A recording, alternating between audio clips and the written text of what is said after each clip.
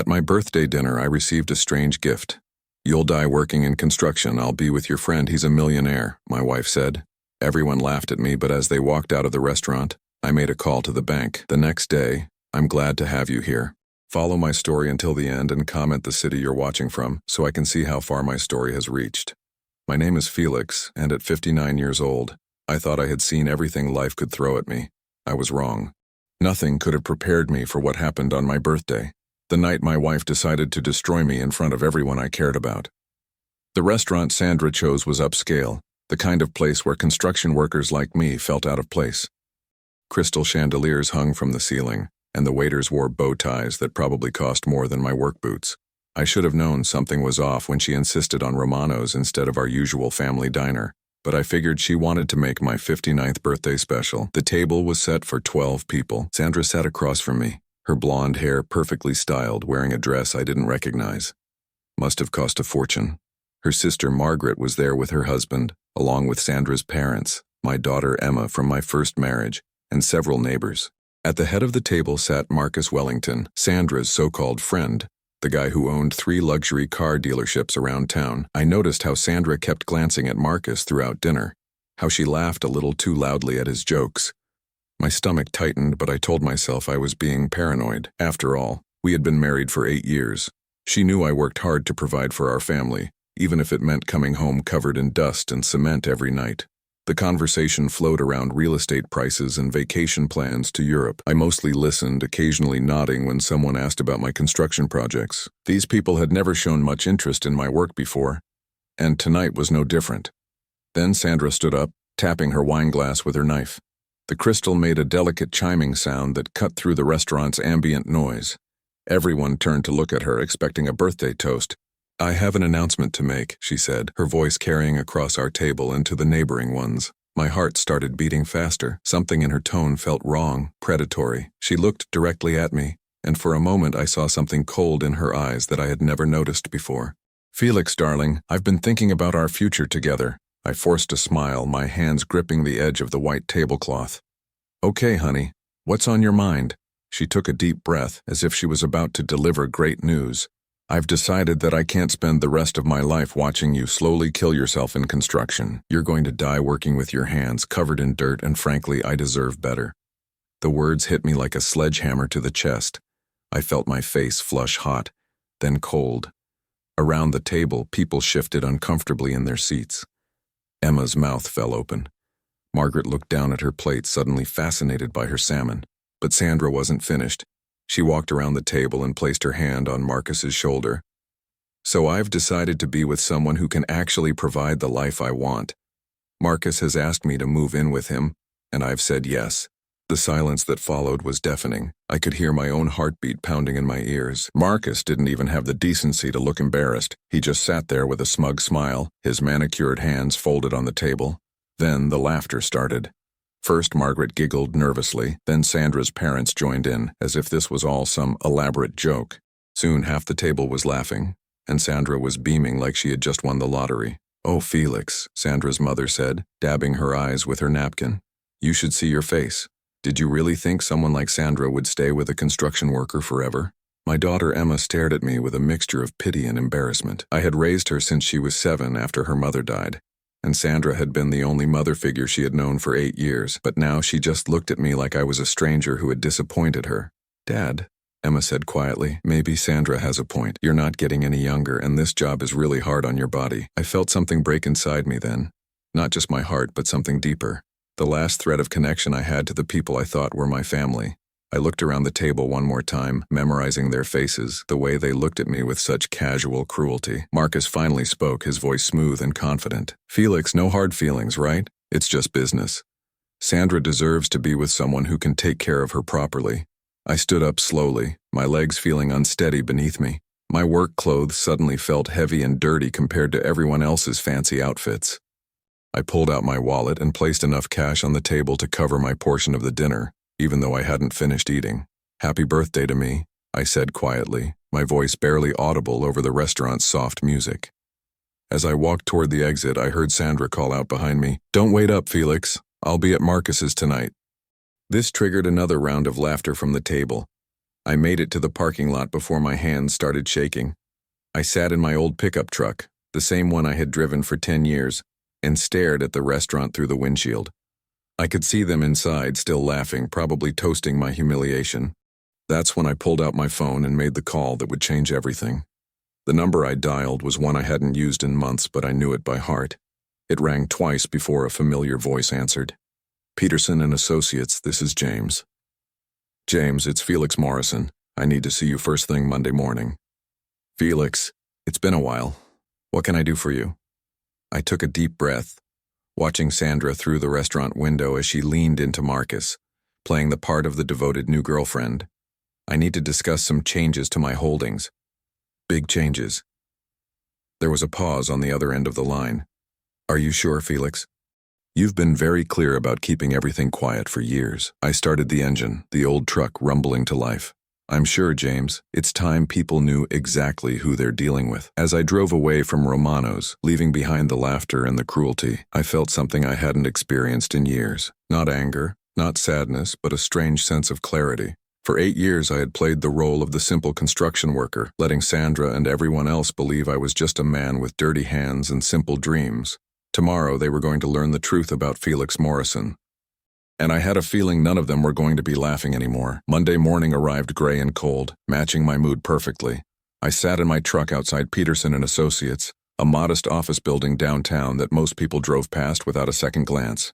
James Peterson wasn't the flashy type of attorney who advertised on billboards. He was the kind of lawyer wealthy people used when they wanted to keep their business private. I had showered and put on my best clothes, a simple navy suit I kept for special occasions.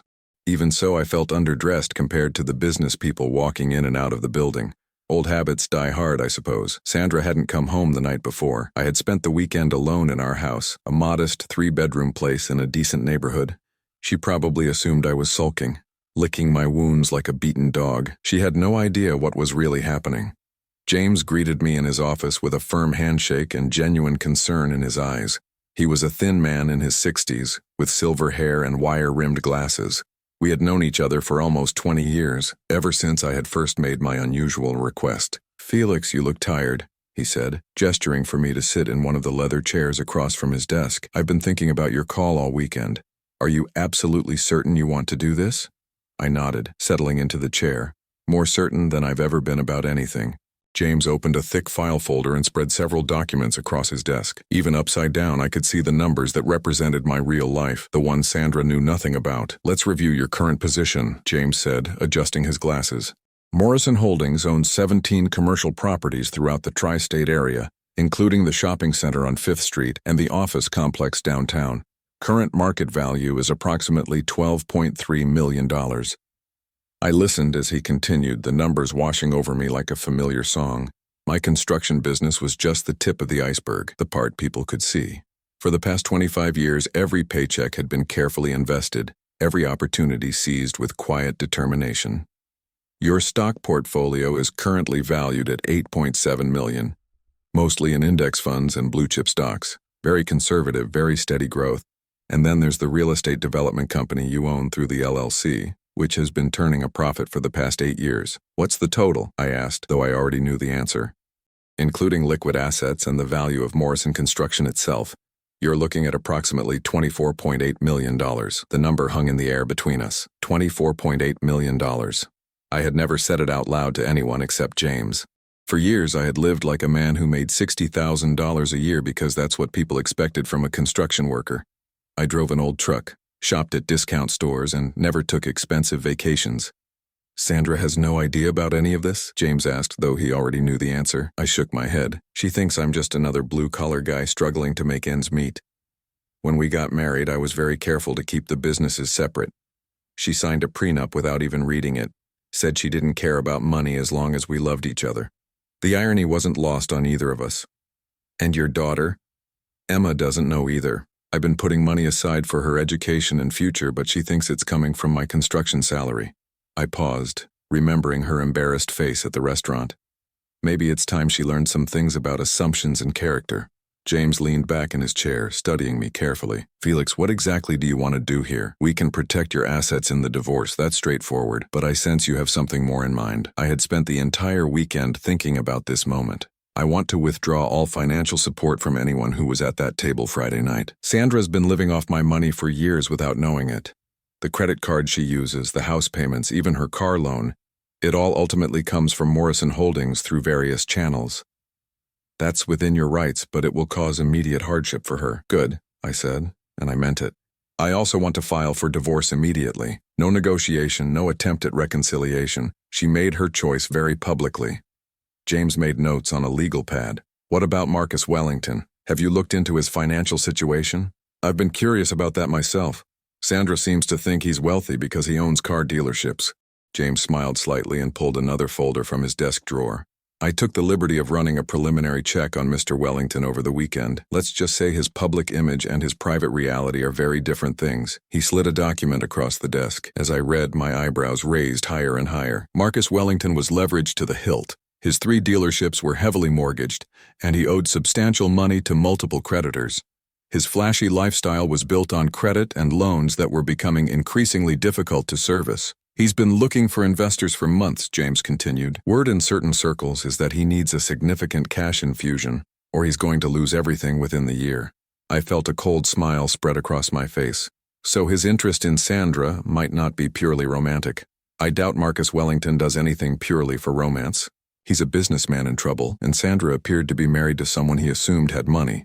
We spent the next 2 hours going over the details. James would file the divorce papers by the end of the week. All the financial support that had been quietly flowing to Sandra would stop immediately. The credit cards would be canceled, the house payments would cease, and her car would be repossessed within 30 days. As I prepared to leave, James asked one final question. Felix, are you prepared for the fallout? When Sandra realizes what she's lost, she's going to be desperate. And when Marcus figures out you're not the easy mark he thought you were, he might become unpredictable. I stood up and shook his hand. James, I've spent 8 years pretending to be someone I'm not, for people who never respected me anyway. I'm tired of being invisible. That afternoon, I drove to the bank where I kept my primary business accounts. The manager, a woman named Carol, who had handled my investments for over a decade, greeted me with surprise. Felix, this is unexpected. You usually handle everything through James's office. I sat down across from her polished desk, feeling more comfortable here than I had at the restaurant Friday night. I need to make some changes, Carol, significant ones. We spent an hour restructuring my accounts, ensuring that Sandra would have no access to any funds after the divorce proceedings began. I also instructed Carol to liquidate some investments to ensure I had enough liquid cash for whatever came next. As I was leaving the bank, my phone rang. Sandra's name appeared on the screen. I hesitated for a moment, then answered, Felix? Where are you? I came by the house to pick up some things and my credit card was declined at the store. There must be some mistake. Her voice was annoyed, not concerned. She still had no idea what was coming. There's no mistake, Sandra. I'm downtown taking care of some business. Well, fix it. I'm embarrassed. The cashier acted like I was some kind of deadbeat. I looked up at the bank building behind me, thinking about the conversation I had just had with Carol. I'll look into it, I said calmly. You'd better. Marcus and I are having dinner with some of his business associates tonight, and I need to buy a new dress. Don't make me look foolish. The line went dead. She had hung up without saying goodbye, without asking how I was doing, without showing even a hint of remorse for what she had done to me Friday night. I stood on the sidewalk for a long moment, watching people hurry past on their way to important meetings and crucial deadlines. For years, I had felt like I was watching life from the outside, playing a role that grew more uncomfortable each day. But not anymore. Sandra wanted to be with a successful businessman. She was about to learn what a real businessman looked like when he stopped pretending to be something he wasn't. I climbed back into my truck and drove home, knowing it would be one of the last times I would call that house home. Tomorrow, Sandra's new reality would begin to unfold, and I suspected it wouldn't be anything like what she had imagined when she stood up at Romano's and destroyed our marriage in front of everyone we knew. The game had changed, and it was my turn to play. The divorce papers were served on Wednesday morning while Sandra was having coffee with her sister Margaret. I wasn't there to see it happen, but Margaret called me within the hour, her voice shrill with indignation. Felix Morrison, what is wrong with you? Sandra is devastated. How could you be so vindictive? I was standing in the office of my construction site, watching my crew pour foundation for a new medical building. The irony wasn't lost on me that I was literally building something while my marriage crumbled, but I had learned long ago that life rarely paused for personal drama. Margaret, Sandra made her feelings very clear on Friday night. I'm simply giving her what she wants. But divorce papers? Without even trying to work things out? I almost laughed. She announced in front of 12 people that she was leaving me for another man. What exactly is there to work out? Margaret sputtered for a moment before hanging up. An hour later, Sandra herself called, and this time her voice was different. Not angry, but confused and maybe a little frightened. Felix, we need to talk. This whole thing has gotten out of hand. I'm listening. I mean in person. Can you come home? I'm here packing some things, but we should discuss this like adults. I told my foreman I'd be back in an hour and drove to the house. Sandra's car was in the driveway, along with a silver BMW I recognized as Marcus's. Interesting that he had come along for this conversation. I found them both in the living room. Sandra looked tired, her perfect makeup smudged around her eyes. Marcus sat on my couch like he owned the place, but something was different about his demeanor. The smugness from Friday night had been replaced by something more calculating. Felix, Sandra began, I think I may have been hasty on Friday. Sometimes when people are frustrated, they say things they don't mean. I remained standing, keeping my distance from both of them. Which part didn't you mean? The part about me dying in construction, or the part about moving in with Marcus? She glanced at Marcus before answering. Maybe we could try counseling. Work through our problems. Our problems? I raised an eyebrow. Sandra, you humiliated me in public and announced you were leaving me for another man. Those aren't problems. Those are choices. Marcus cleared his throat and leaned forward. Felix, maybe we got off on the wrong foot Friday night. Sandra's told me a lot about you over the years. You're a hard worker, a decent man. I respect that. This was new.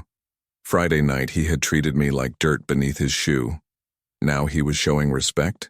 Something had changed, and I was pretty sure I knew what it was. That's very kind of you to say, Marcus. In fact, Marcus continued, I've been thinking. A man in my position is always looking for solid investment opportunities. Construction is a good business, especially with the right backing. Maybe you and I could explore some possibilities. There it was. Somehow Marcus had gotten wind of the fact that I might be worth more than I appeared. But how much did he know? Sandra brightened immediately. See? Marcus thinks you have potential, Felix. Maybe you could expand your business, hire more people, make more money. I studied both of their faces carefully. Sandra still had no idea about my real financial situation, but Marcus was fishing. Someone had told him something, or he had done some digging after Friday night's dinner. What kind of investment are you thinking about, Marcus? His eyes lit up with the enthusiasm of a salesman smelling a deal. Well, I've been looking into real estate development. There's a lot of money to be made if you know what you're doing. I have some connections. Some opportunities that could be very profitable for the right partner. Real estate development, I repeated slowly. That's interesting. What makes you think I'd be interested in that field? A man with your skills, your knowledge of construction costs and timelines, you'd be a natural. Of course, it takes capital to get started, but I'm sure a successful contractor like yourself has put some money aside over the years. Sandra was nodding eagerly. Felix has always been careful with money. Haven't you, honey? The endearment sounded forced, desperate. I could see the wheels turning in her head. If Marcus could help me make more money, maybe she wouldn't have to choose between us after all. How much capital are we talking about? I asked. Marcus leaned back, trying to look casual. Well, that depends on the project. But I'd say a serious investor would want to start with at least $500,000, maybe more. Do you think you could raise that kind of money? $500,000. He was testing me, trying to figure out how deep my pockets really were. I made a decision that would change everything. Marcus, can you excuse Sandra and me for a moment? I'd like to speak with my wife privately. He looked annoyed but stood up. Of course. I'll wait outside. After he left, Sandra turned to me with hope in her eyes. Felix, this could be exactly what we need. A fresh start, a chance to build something better together. I sat down across from her, choosing my words carefully. Sandra, before we talk about fresh starts, I need you to understand something. Friday night, when you announced you were leaving me, you said I was going to die working in construction. Do you remember that? She flinched. I was upset. I didn't mean it the way it sounded. You also said Marcus could provide the life you wanted, the life I couldn't give you. But if you could make more money, if we could live better. I reached into my jacket pocket and pulled out a folded document James had prepared for me. It was a summary of my net worth, printed on official letterhead. I handed it to her without saying a word. Sandra unfolded the paper and began reading. I watched her face change as the numbers sank in. Her mouth opened slightly, then closed. She read it again, her hands starting to shake. This says, she whispered, this says you're worth almost $25 million. That's correct. She looked up at me, her face pale. Felix, this has to be a mistake. We live in a modest house, you drive an old truck, we shop at regular stores. Because that's the life I chose to live. The life I thought you were happy with. But why didn't you tell me? All these years, why did you let me think we were struggling? I leaned forward, keeping my voice calm. Sandra, you fell in love with a construction worker. At least I thought you did. I wanted to make sure you loved me for who I was, not what I had. She stared at the paper again, her breathing becoming shallow. $25 million, she repeated. And Marcus doesn't know about this? He suspects I have some money, but he has no idea how much. That's why he's suddenly interested in being my business partner. Sandra's face went through a series of emotions: shock, confusion, anger, and finally calculation. I could see her mind working, trying to figure out how to fix this situation. Felix, we can work this out. I made a terrible mistake Friday night, but now I understand. We can be happy together, really happy. With this kind of money, we could travel, buy a bigger house, live the life I always dreamed of. I stood up slowly. Sandra, you had that life. You could have had anything you wanted. All you had to do was treat me with respect. But I didn't know. And that's exactly the problem. You didn't respect me when you thought I was poor, so why should I believe you respect me now that you know I'm not? I took the document back from her trembling hands. Marcus is waiting outside. You should probably tell him the business opportunity he's looking for doesn't exist. Felix, please, don't do this. We can start over. But I was already walking toward the door. As I opened it, I found Marcus standing on the front porch, trying to look like he hadn't been listening at the window. Marcus, I said pleasantly, Sandra has something to tell you about my investment potential. His face fell as he looked past me to Sandra, who was still sitting in the living room looking stunned. Whatever he had hoped to gain from this conversation, it clearly wasn't going the way he had planned. I walked to my truck, leaving them both standing there trying to figure out what had just happened. As I drove away, I called James on my cell phone. James, it's Felix. They took the bait. Marcus thinks I have money, but he doesn't know how much. Sandra just found out everything. How did she react? I thought about the look on her face when she realized what she had thrown away. About like you'd expect. She wants to reconcile now. And Marcus? He's about to have a very interesting conversation with my soon-to-be ex-wife. I have a feeling he's not going to like what he learns. As I drove back to the construction site, I felt something I hadn't experienced in years. Not satisfaction exactly, but a sense that justice was finally beginning to balance the scales. Sandra wanted a wealthy man. She was about to discover that she had been married to one all along, but the real revelations were just beginning. The phone calls started that same evening. First Sandra, then Marcus, then Sandra again. I let them all go to voicemail while I sat in my kitchen eating a simple dinner of grilled chicken and vegetables. For the first time in weeks, I actually tasted my food. The first message was from Sandra, her voice thick with tears. Felix, please call me back. We need to talk about this properly. I know I hurt you, but I love you. I've always loved you. Please don't throw away 8 years of marriage over one stupid mistake. The second was from Marcus, and his tone was completely different from the afternoon. Gone was the friendly businessman trying to make a deal. This Marcus sounded desperate and angry. Felix, I don't know what game you're playing, but Sandra told me about your supposed wealth. If you think I'm going to let you humiliate me the way you did her, you're mistaken. I have friends in this town, influence. Don't push me. The third message was Sandra again, but this time she sounded different, calculating. Felix, I've been thinking about our situation and I realize you're probably angry about Friday night. You have every right to be. But I also know you're a smart businessman and smart businessmen don't make emotional decisions. Call me. We can work this out in a way that benefits both of us. I deleted all 3 messages without calling back. The next morning, I was in James's office again, but this time we weren't alone. Sitting across from James's desk was a man I recognized but had never met personally, Marcus Wellington's banker, Richard Hoffman. He looked uncomfortable, fidgeting with his tie and avoiding eye contact. Richard came to see me yesterday afternoon, James explained. It seems Mr. Wellington has been making some very interesting inquiries about your financial situation. Richard cleared his throat nervously. Mr. Morrison, I want to be clear that I haven't disclosed any confidential information about your accounts. But Mr. Wellington has been very persistent in his questions about your creditworthiness. What kind of questions? He wanted to know if you would qualify for a large business loan, what kind of collateral you might have, whether you had any significant assets. He claimed he was considering you for a partnership opportunity. James and I exchanged glances. And what did you tell him? I told him that I couldn't discuss any client's financial information without their permission, but he was very insistent. He said it was a time-sensitive opportunity and that he needed to know if you were serious about investing. Investing in what? Richard pulled out a folder and handed it to me. He mentioned something about a real estate development project, a shopping complex on the east side of town. He said he needed a partner who could provide immediate capital. I opened the folder and scanned the documents inside. It was indeed a proposal for a shopping center, but the numbers didn't add up. The projected costs were inflated, the timeline was unrealistic, and the expected returns were wildly optimistic. "Richard," I said slowly, "have you seen Marcus's personal financial statements recently?" He nodded grimly. "That's actually why I came to see James. Mr. Wellington is in serious trouble. His dealerships are over-leveraged. He owes money to multiple creditors, and he's been using one line of credit to pay another for months. If he doesn't find significant capital soon, he's going to lose everything." The picture was becoming clearer. Marcus hadn't been interested in Sandra romantically. He had been interested in me financially. Sandra was just the means to an end. "There's something else," Richard continued. "Yesterday afternoon, after your wife spoke with him, Marcus came to my office demanding to know the exact details of your net worth. When I refused, he became quite agitated. He said he had been led to believe you were wealthy, and he needed to verify that information for a business deal." "What did you tell him?"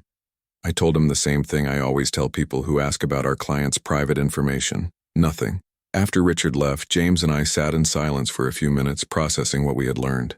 "So Marcus targeted Sandra because he thought she was married to money," James said finally. "When that didn't work out the way he planned, he tried to approach you directly, and now he's desperate because his whole scheme is falling apart."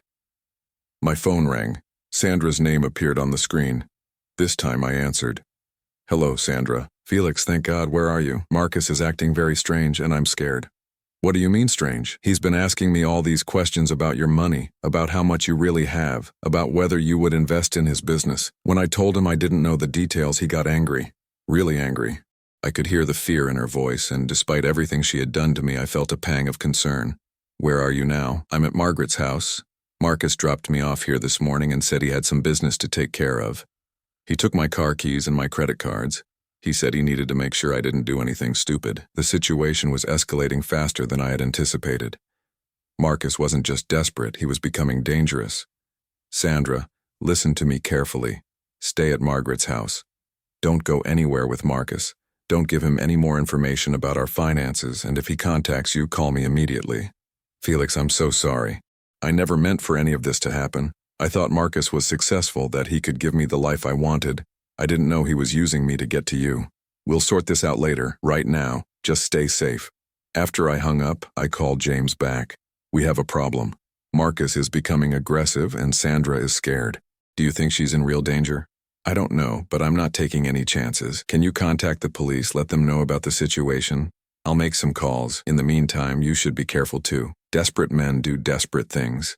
That afternoon, I was supervising the installation of windows at the medical building when my foreman, Tom, approached me with a concerned expression. "Felix, there's a guy in a BMW who's been sitting in the parking lot for the past hour just watching the site. You know anything about that?" I looked across the street and recognized Marcus's car immediately. He was sitting behind the wheel staring at our work site. When he saw me looking at him, he started the engine and drove away. An hour later, Emma called. My daughter's voice was shaky and confused. "Dad, can you come over? There's a man here who says he's a friend of Sandra's and he's asking some really weird questions about you." My blood ran cold. "Emma, where exactly are you?" "I'm at my apartment. This guy, Marcus, he says Sandra sent him to talk to me about some family business. But Dad, he's acting really strange. He keeps asking about your work, about whether you have money saved up, about what kind of investments you might have." "Emma, listen to me very carefully. Do not give him any information about anything. Tell him you need to go to work or school or anywhere else and get out of there right now." "Dad, you're scaring me. I'm on my way. If he tries to stop you from leaving, call 911 immediately." I left the construction site and drove to Emma's apartment as fast as I could without breaking every traffic law in the state. When I arrived, Marcus's BMW was parked outside her building. I called the police from my truck before going inside. I found Marcus in Emma's living room, sitting on her couch like he belonged there. Emma was standing by the kitchen, her arms crossed, looking uncomfortable and frightened. "Felix," Marcus stood up with a forced smile. "I was just getting to know your daughter, lovely girl, very smart." "Get out," I said quietly. "Now there's no need to be hostile. I was just explaining to Emma how successful businessmen often have to make difficult decisions about family relationships." Emma looked from Marcus to me, confusion written all over her face. "Dad, what's going on? This man says Sandra is worried about you, that you're having some kind of breakdown. Emma, go wait in your bedroom. I need to have a conversation with Mr. Wellington. After Emma left the room, I turned to Marcus. Up close, I could see the desperation in his eyes, the telltale signs of a man who was cornered and running out of options. What do you want, Marcus? I want what we discussed yesterday, a partnership. You have money, I have opportunities. We can both benefit. I'm not interested in your opportunities. His friendly mask slipped completely. You don't understand, Felix. I need this deal. I need it now. If you don't help me, I'm going to lose everything. That's not my problem.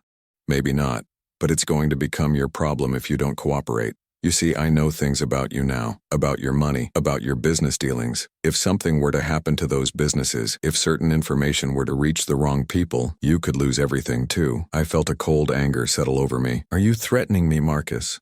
I'm explaining reality to you. We can do this the easy way or we can do it the hard way, but either way, you're going to help me. That's when I heard the sirens approaching. Marcus heard them too, his face going pale as he realized what was happening.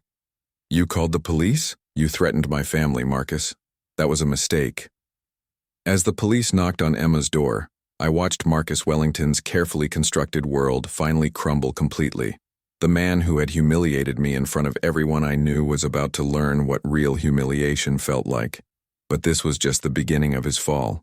The police arrested Marcus on charges of harassment and making threats. As they led him away in handcuffs, he kept shouting about how I was going to regret this, how he had connections that would destroy me. The neighbors came out of their apartments to watch the spectacle, and I couldn't help but think about how the tables had turned since that night at Romano's. Emma sat on her couch afterward, still shaken by what had happened. I made her a cup of tea and sat down beside her, knowing I owed her an explanation. Dad, I don't understand any of this. Who is that man, and why was he asking about your finances? I took a deep breath. For 24 years, since the day Emma was born, I had been protecting her from the complexities of my business life. But she was 24 now, old enough to understand the truth. Emma, there are some things about my life that I've never told you, things I thought would be better left private. What kind of things? I pulled out my phone and showed her the same document I had shown Sandra. Emma read it twice, her eyes growing wider with each number. Dad, this says you're worth $25 million. That's right. But we've always lived so simply. When I was growing up, you always said we had to be careful with money. We did have to be careful, but not because we didn't have it. I wanted you to grow up understanding the value of hard work and humility. I wanted you to know that happiness doesn't come from money. Emma set down the paper and looked at me with new eyes. Sandra didn't know about this either, did she? Not until yesterday. And that's why she wants you back now. The pain in my daughter's voice broke my heart. She was putting the pieces together, understanding that Sandra's sudden change of heart wasn't about love. Emma, I need you to know that everything I did because I believed it was right. I never wanted to deceive anyone. But I also didn't want to be loved for the wrong reasons. She nodded slowly. That's why you let everyone think you were just a construction worker. I am a construction worker. That's who I've always been, regardless of how much money I have. Over the next few days, word spread quickly through our small social circle about Marcus's arrest.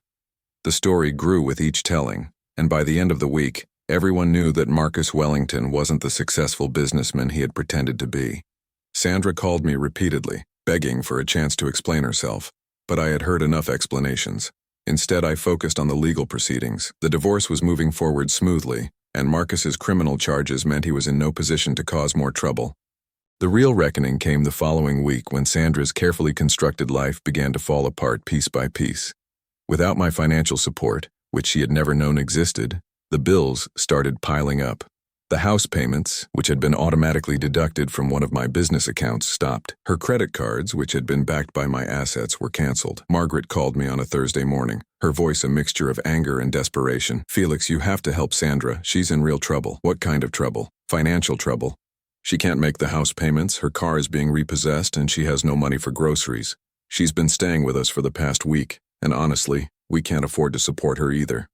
I felt no satisfaction in Sandra's suffering, but I also felt no obligation to fix it. Sandra made her choice. She chose to leave me for a man she thought had more money. Now she has to live with the consequences. But she didn't know about your money. If she had known, none of this would have happened. That's exactly the point. She should have loved me regardless of how much money I had. Margaret was quiet for a moment. Felix, I know Sandra hurt you, but she's family. Doesn't that mean anything? Family means loyalty, respect, and love that isn't conditional on bank account balances. Sandra showed me very clearly that I wasn't family to her. The conversation that changed everything came from an unexpected source. Sandra's father, Robert, called me on Friday evening. He was a man I had always respected, a retired teacher who had worked 2 jobs to put Sandra through college. "Felix, I owe you an apology." "You don't owe me anything, Robert." "Yes, I do. I laughed at you that night at the restaurant. I thought Sandra was smart to find someone who could provide better for her. I was wrong." His voice was heavy with shame, and I found myself feeling sorry for him. "Robert, you were supporting your daughter. I understand that. No, I was supporting her selfishness. I raised her to believe that money was more important than character, and I'm ashamed of that. When I think about how you worked to support our family all these years, how you never complained or asked for recognition, I realize what kind of man you really are." "What do you mean, supported your family?" There was a long pause. "Felix, didn't you know? The money Sandra sent us every month to help with my medical bills, the loan that paid off our mortgage, the fund that paid for Sandra's mother's cancer treatments. Sandra always said it came from her work, but we know now that she never made that kind of money." My throat tightened as I realized the full scope of what had been happening. Sandra had been taking credit for my generosity, letting her family believe she was the successful one supporting them. "Robert, I want you to know that I never expected recognition for any of that. I was happy to help. We were happy to receive it, but we should have known the truth. Sandra let us believe she was this successful, generous daughter when really she was just passing along your kindness." After I hung up with Robert, I sat in my kitchen for a long time, thinking about the strange turns life takes. I had spent years supporting people who didn't even know I existed, while being looked down upon by the very people who benefited from my hard work. The final piece of justice came from an unexpected quarter. James called me the following Monday with news about Marcus. "Felix, you're going to want to hear this. Marcus's creditors have moved against him. The bankruptcy filing went through over the weekend.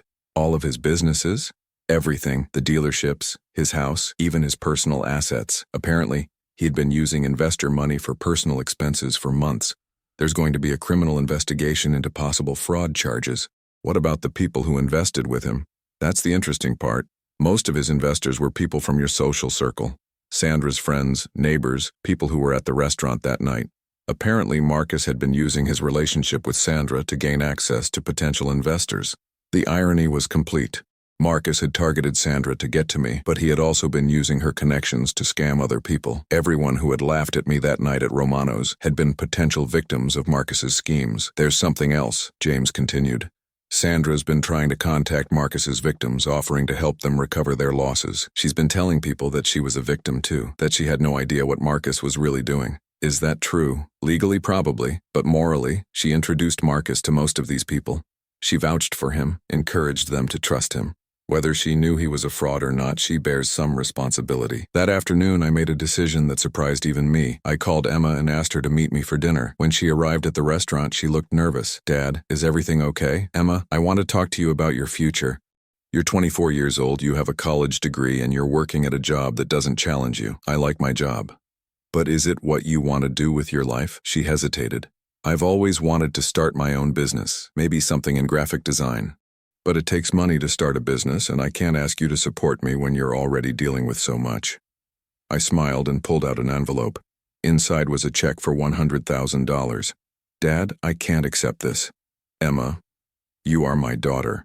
My real daughter, who loved me when you thought I was poor and who still loves me now that you know I'm not. This isn't charity. This is an investment in someone I believe in."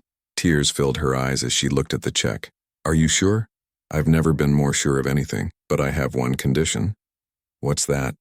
"Promise me you'll build your business based on hard work and integrity, not on how much money your father has." "I promise." As we left the restaurant that night, Emma hugged me tighter than she had since she was a little girl. For the first time in months, I felt truly happy. I had lost a wife who never really loved me, but I had gained something more valuable: the knowledge that I had raised a daughter who understood what really mattered.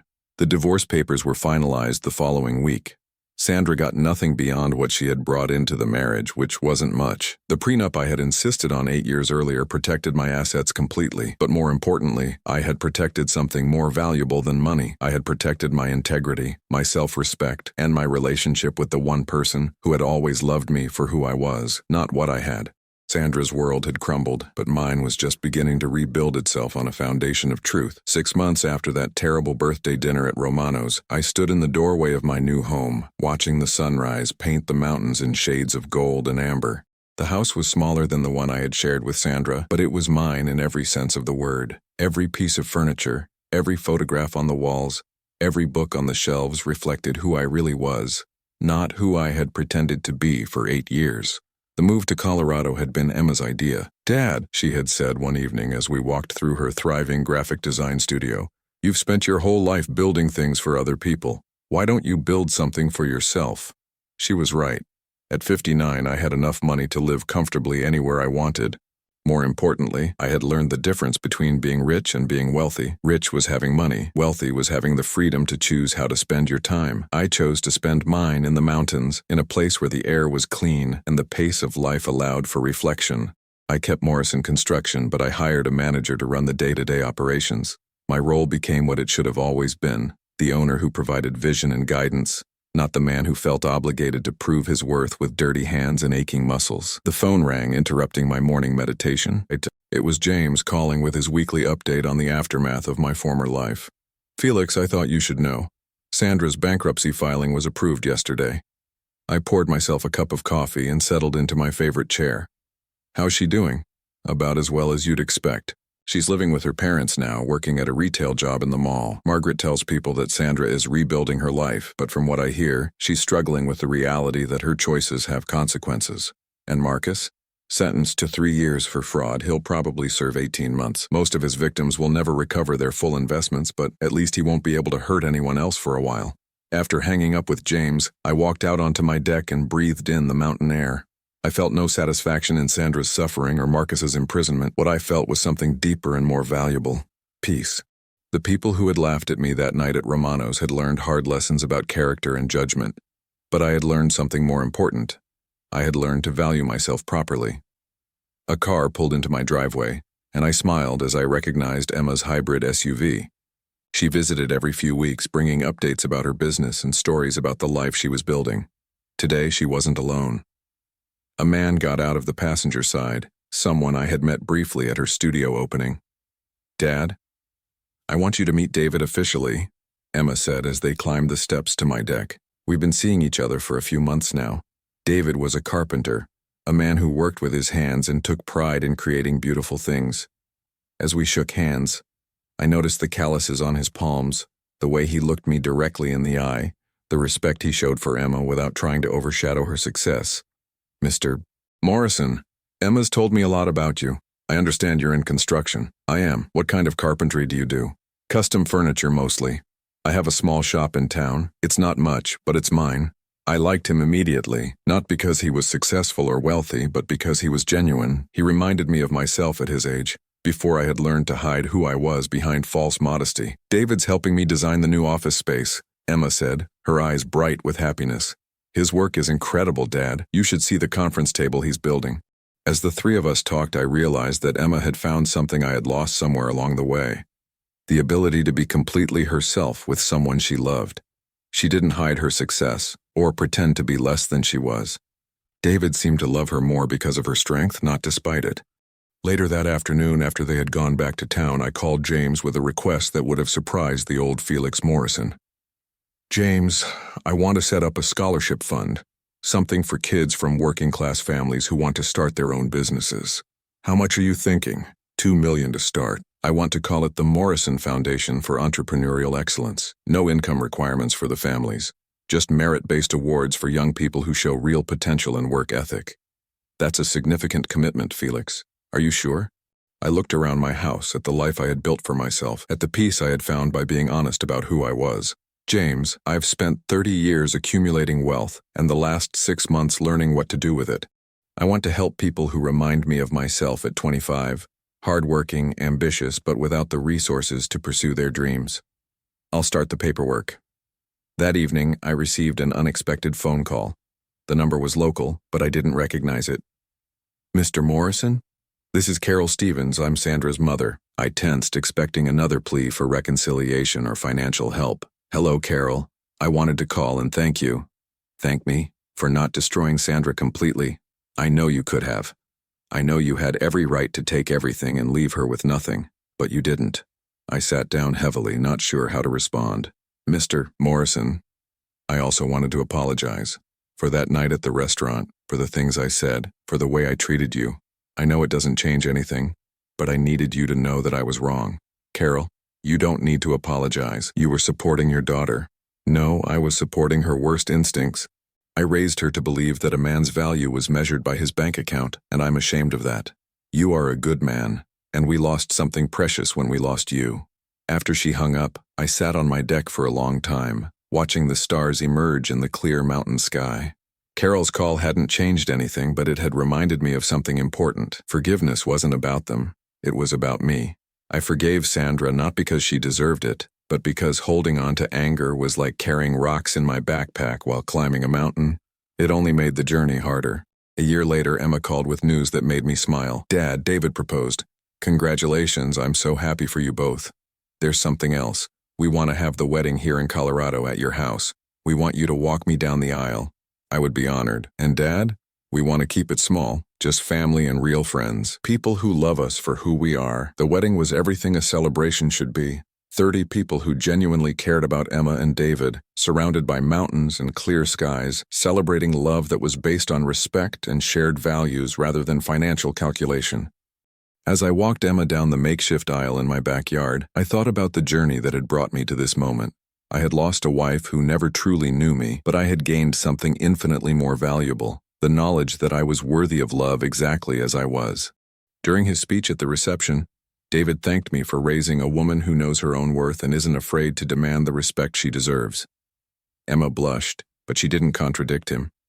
Later that evening, as the last guests were leaving, Emma hugged me tightly. Dad, are you happy? I looked around at my home, my mountains, my daughter, and her new husband, and I realized that for the first time in years, the answer was simple. I'm more than happy, Emma. I'm free. Freedom, I had learned, wasn't about having enough money to do whatever you wanted. Freedom was about having the courage to be exactly who you were, regardless of what other people thought about it. At 59, I had finally learned to value myself properly, not because of what I had accumulated, but because of what I had built. A life of integrity, a daughter who loved me, and the peace that comes from knowing that the people in your life choose to be there. Sandra had been right about one thing that night at Romano's. I was going to die working in construction, but she had been wrong about everything else. I wasn't going to die poor or unloved or unappreciated. I was going to die exactly as I had chosen to live, as a man who knew his own worth and didn't need anyone else's permission to be himself. And that, I had discovered, was the most valuable thing a person could own.